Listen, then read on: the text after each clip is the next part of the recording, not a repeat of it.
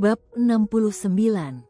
Saat berita tentang pecahnya pertempuran mencapai tenda komando, bahkan Chu Qiao yang biasanya tenang dan kalem, yang sedang merencanakan taktik pasukannya, tidak dapat menahan rasa panik. Sambil mengerutkan kening, seorang jenderal Liang menyarankan, "Yang mulia, kita harus memberikan bantuan bagi mereka untuk mundur. Kita tidak membuat persiapan apapun, dan sungai Tiexian dekat dengan pangkalan komando Yanbei. Kita harus mengambil tindakan pencegahan." Sebaliknya, Chu Qiao menggelengkan kepalanya, menjawab dengan tegas, "Apakah kita satu-satunya yang tidak siap?" Berdasarkan intelijen lapangan, pertempuran ini sepenuhnya spontan. Tidak ada pihak yang siap untuk terlibat. Tapi, Heki, aku ingin kau segera memimpin 20.000 pasukan infanteri menuju sungai Tiexian. Aku mengandalkanmu untuk memimpin pertempuran pertama pasukan kita. Tertegun, Heki bertanya, 20.000 pasukan infanteri? Chu Qiao mengangguk, "Benar. Tapi, Jenderal, sebagian besar pasukan kita terdiri dari kavaleri ringan dan unit lapis baja berat. Kita memiliki kurang dari 8.000 pasukan infanteri. Kalau begitu, tinggalkan saja kuda-kuda itu. Ingat, aku ingin setiap prajurit memiliki pedang tempur dengan setidaknya 3 bilah. Singkirkan perlengkapan berat, dan bertarunglah dengan baju zirah yang ringan namun mudah dibawa." Heki mengerutkan kening, tetapi saat menyadari niat seriusnya, dia mengangguk sebelum melangkah keluar dengan pedang tempurnya. Saat Heki melangkah keluar, Jenderal Liang tidak dapat menahan diri untuk bertanya, "Yang mulia, apakah 20.000 orang cukup? Mengapa kita tidak mengerahkan lebih banyak pasukan? Bagaimanapun, pangkalan komando Yanbei berada di dekat sungai Tiexian. Musuh akan dapat memperkuat pasukan lebih cepat dari kita." Chu Qiao menggelengkan kepalanya dan menjawab dengan tenang, "Tidak perlu. 20.000 sudah cukup." Saat suara gemuruh kuku kuda bergemuruh di seluruh daratan, pasukan raksasa berkumpul, mencabut pedang tempur mereka untuk pertempuran yang akan datang. Hujan deras selama beberapa hari terus-menerus telah mengubah tanah yang dulunya keras seperti batu menjadi genangan lumpur lengket yang besar, sangat menghambat mobilitas dan kelincahan kuda perang. Bagaimanapun, kedua belah pihak bentrok di lumpur tebal dan saling bertukar pukulan saat suara pertempuran meraung di seluruh negeri. Pada usia lebih dari 70 tahun, dengan hanya rambut putih di kepalanya, Mosu menunggang kudanya dan menghunus pedang perang, wajahnya merah karena marah.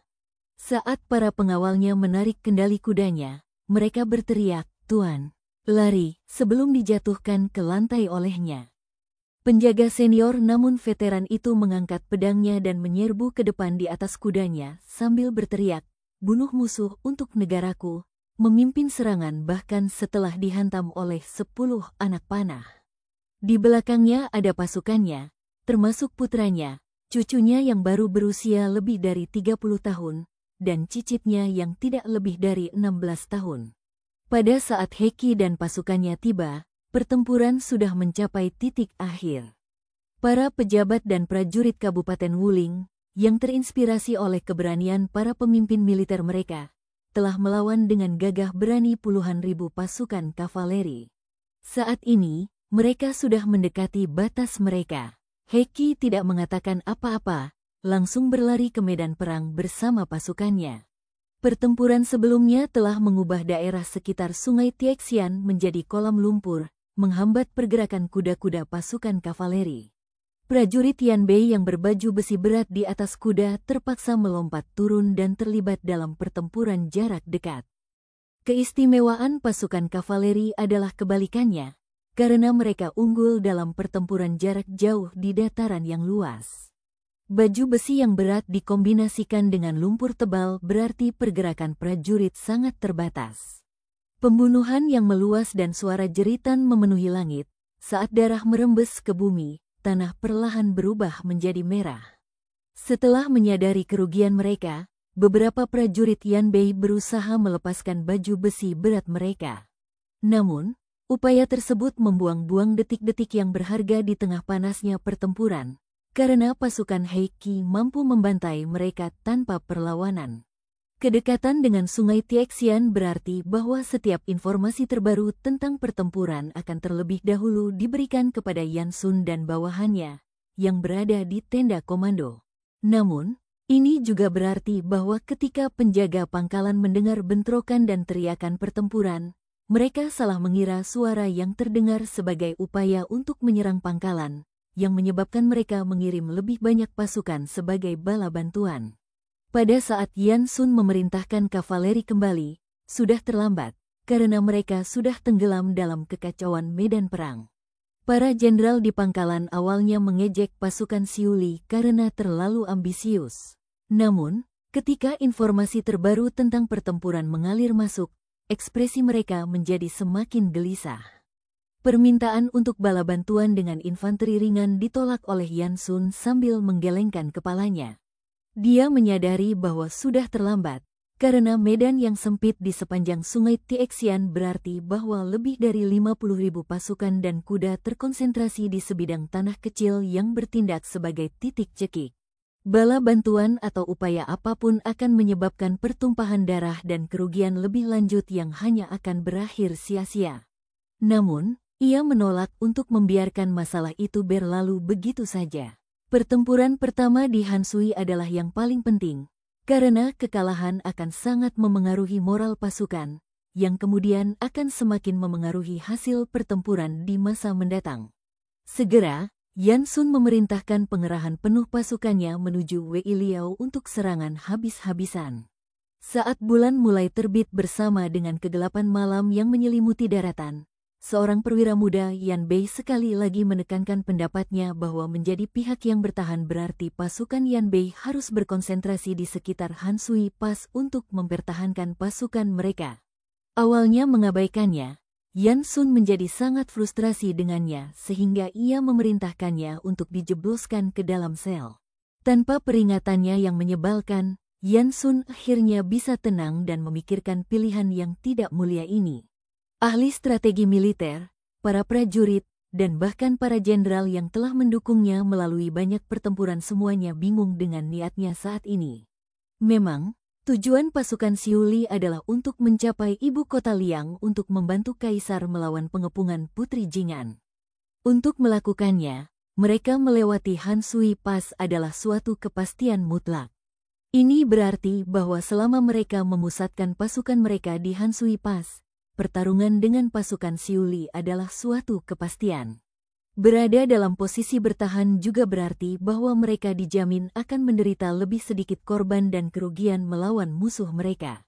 Keputusan tiba-tiba untuk memimpin pasukannya untuk menyerang dan kehilangan keuntungan yang sangat penting itu membingungkan banyak orang di pasukannya. Namun, hanya dia sendiri yang mengerti situasi yang sedang dihadapinya. Sebagai kota terbesar dan terpadat di Liang dengan lebih dari 1 juta orang, Hansui Pass adalah kota terpenting Liang. Satu-satunya alasan yang memungkinkan Yan Bei menduduki kota itu tanpa perlawanan adalah kekacauan yang disebabkan oleh para bandit yang menyerbu kota itu sebelumnya dan faktor keterkejutan dan rasa takut Yan Sun yang secara pribadi memimpin pasukannya yang tak terkalahkan saat ia berbaris memasuki kota itu. Ia tahu bahwa bahkan dengan kekuatan gabungan dirinya dan Putri Jing'an, ia tidak akan pernah mampu mengalahkan seluruh kekuatan militer Kekaisaran Liang. Bahkan Raja Luo telah gagal dengan kudetanya, kalah dari Xiao Ce, meskipun telah merencanakannya selama lebih dari 10 tahun. Bagaimana mungkin ia dapat memusnahkan kekaisaran berusia 1000 tahun sendirian? Jari pucatnya menunjuk ke peta. Chu Qiao mengitari wilayah di sekitar lintasan Hansui, menjelaskan, pertempuran yang menentukan semuanya sudah di depan mata kita. Awan gelap akan membuka langit, melepaskan apa yang tampaknya merupakan periode hujan lebat yang tak berujung. Padang rumput di sekitar Hansui cukup tinggi untuk menyembunyikan seseorang. Cuaca badai akan melepaskan aliran deras sungai yang mengalir dari barat ke timur, menumbangkan pohon-pohon berusia ratusan tahun di dalam Hansui, melukai 2 penjaga Yan Bei yang berpatroli. Seluruh keluarga yang terdiri dari 7 orang tertimpa dan tewas akibat atap rumah mereka yang runtuh di bagian timur kota. korban jiwa pertama dalam pertempuran Han Sui Pass, yang terjadi tanpa satu pertempuran pun antara kedua belah pihak, sudah cukup untuk sangat melemahkan semangat para prajurit. Ia sangat menyadari bahwa di wilayah barat Han Sui Pass, beberapa pasukan lain sedang mengawasi dan menunggu pertarungan antara Yan Bei dan pasukan Siuli, siap memanfaatkan tanda-tanda kelelahan.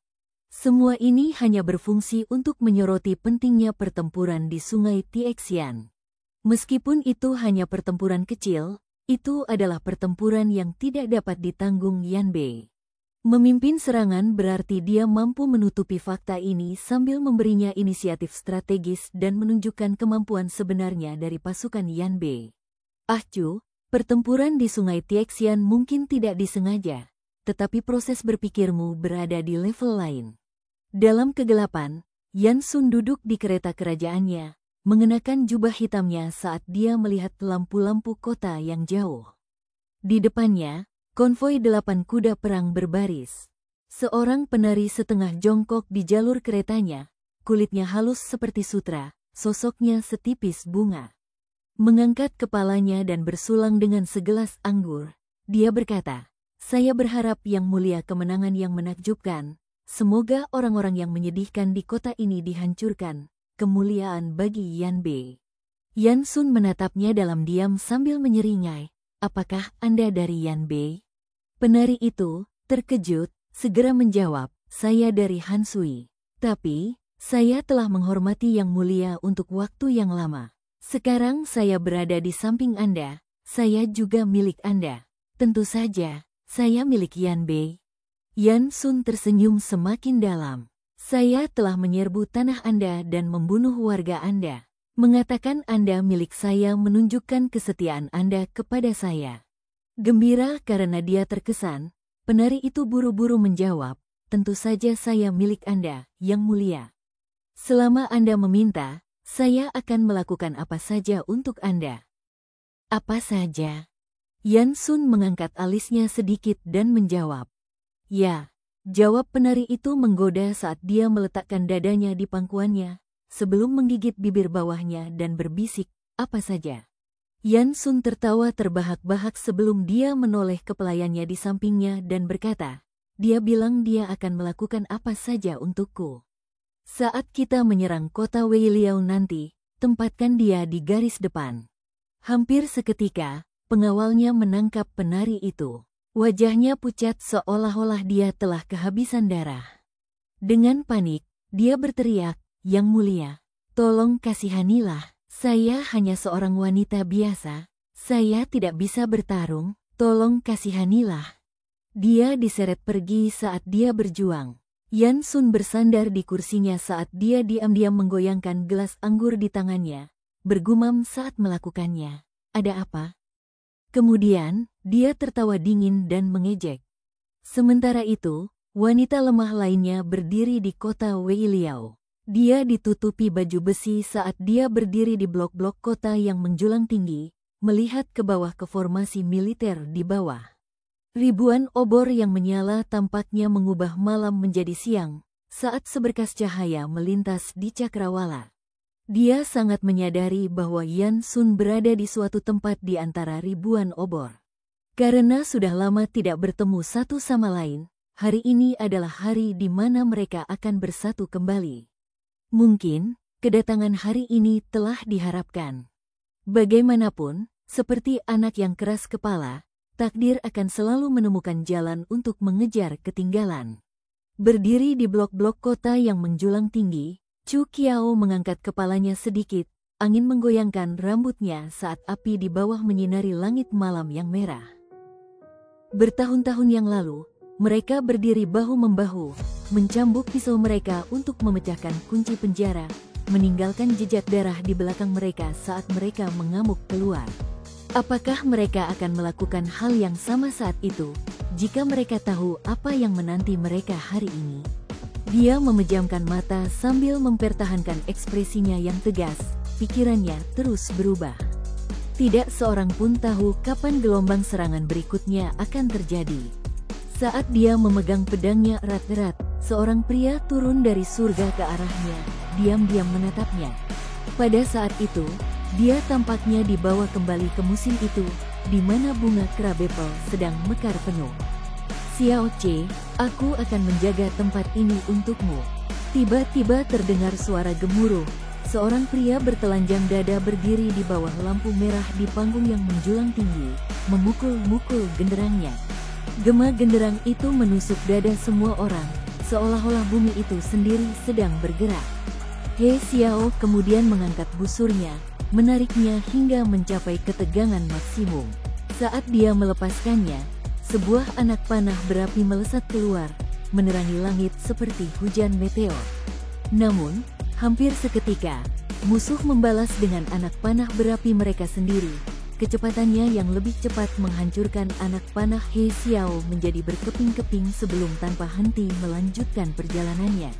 Melihat ini, Chu Qiao mencabut pedang perangnya dan menangkis anak panah itu, menyebabkan kedua benda itu jatuh ke tanah. Kedua pasukan kemudian bersorak secara bersamaan, sebelum gelombang teriakan perang tiba-tiba terdengar mendekat. Saat semua orang melihat ke bawah, pasukan Yan Bei telah memulai gelombang serangan pertama mereka. Yang mengejutkan semua orang, sekelompok pasukan infanteri, bukan pasukan kavaleri, memimpin serangan.